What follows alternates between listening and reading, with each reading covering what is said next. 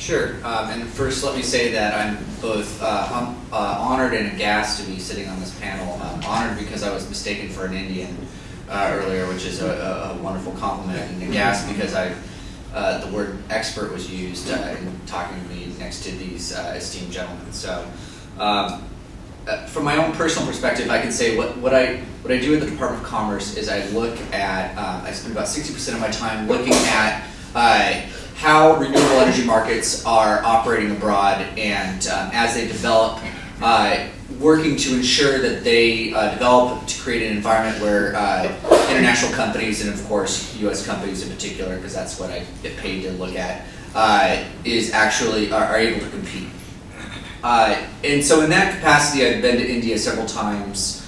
I was last in India in September 2008, before we were just in India again in October. So just a little over 12 months. The perspective, I think, has changed dramatically.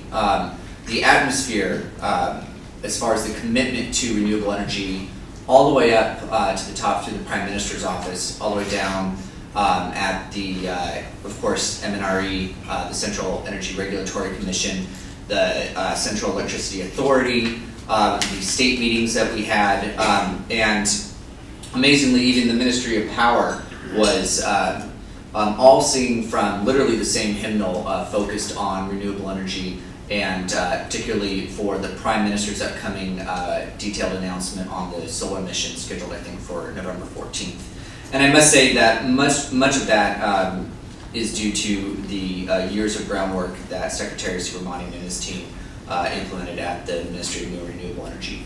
But to have that sort of high-level political commitment, similar to, I think, the sea change that we've seen in the United States as far as the real focus and moving renewable energy up the priority list in all of the key departments or ministries is really astounding.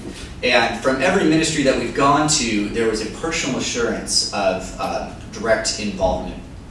And this is borne out in actual examples. The Minister of New and Renewable Energy, Minister Abdullah, the head of the Department of Commerce International Trade Administration in India, was telling me stories of sitting in Minister Abdullah's office with the U.S. company complaining about bureaucratic delays at the state level.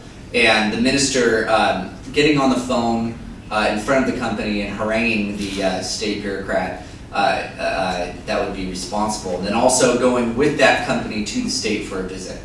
Time and time again, you see a personal commitment to cut through the bureaucracy at a high-level leadership level, and that's, I think, exciting. The opportunities, I think, how does this change of political environment, the new initiatives, particularly through the solar mission, how do those translate into actual deals on the ground? You know, if we're all aiming for getting, as Secretary Subramanian said, PPAs signed, where does that bring us?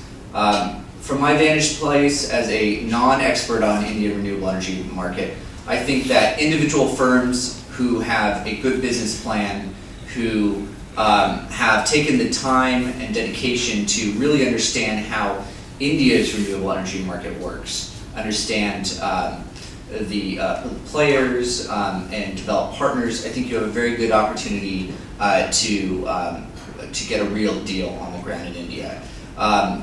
Ted mentioned our experiences with the Department of Commerce trade missions. We led 3 in between 2008 and 2009. We had one company who participated in 2 of the 3.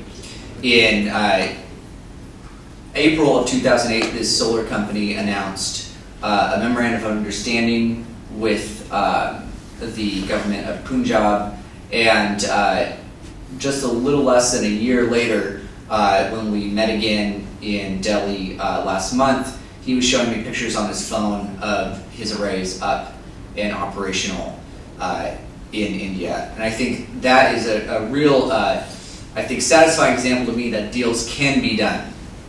But as kind of a higher level analytical perspective that I usually operate at, from a sectoral basis, I think you've heard already from our speakers some of the real challenges that still remain, or the real, I would say, questions that still remain.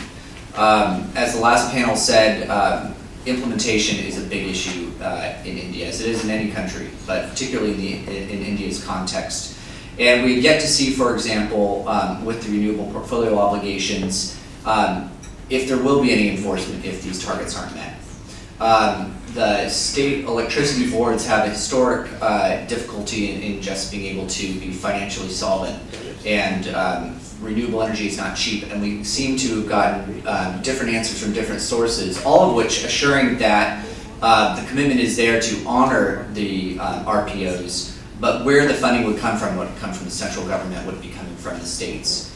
I think that is a question from looking at the type of environment that is being created in India, that is a question that needs to be answered, and perhaps will be answered on the Prime Minister's announcement a week from Saturday. It is a two-edged sword, I think, to have high-level commitment and personalized commitment. It is great in being able to cut through the bureaucracy on a firm-by-firm level. But as we all know, in a democracy particularly, governments change. And the real question will be as far as an enduring renewable energy environment where there is a sectoral opportunity to really see a ramp up in renewable energy. It will be, where do we see the implementation of the rules coming out? And as the Secretary said, we really need to see, hopefully, a dedicated renewable energy law. We're still waiting to see whether the state tariff regulators are able to, in an appropriate way, independently set tariff rates that are transparent, that are clear to understand, and are long-term. So I would just pose out here that the real measure of success will be the number of PPAs signed, the number of deals that are on the ground. But that's not to take away from the real dedication and hard work that has been done. And I'll close with one of the wish lists on my list when I look at India's market, which is a real dedication to technology neutrality. One of the advantages that you see in India with the Ministry of New and Renewable Energy is that there is, and I know this just from my own experience in my own US government, there's a wonderful concentration of real subject matter experts when it comes to understanding these technologies. The danger that you have with having subject matter experts is there is an increasing reliance on the government reviewing new technologies coming out and trying to pick winners. And in this environment, particularly in an age of innovation that we're seeing with renewable energy, we just simply can't get to where we need to go without letting the market have an environment where the market can quickly insert the most efficient and effective technology in place. So unfortunately, in my capacity, I turn into a pumpkin in about 5 minutes to deal with another renewable energy market that is proving surprisingly much more problematic than India is for US companies to compete in. So I'll be leaving you shortly, but you're in good hands with much more experts than I am. Thanks. Thank you, Brian.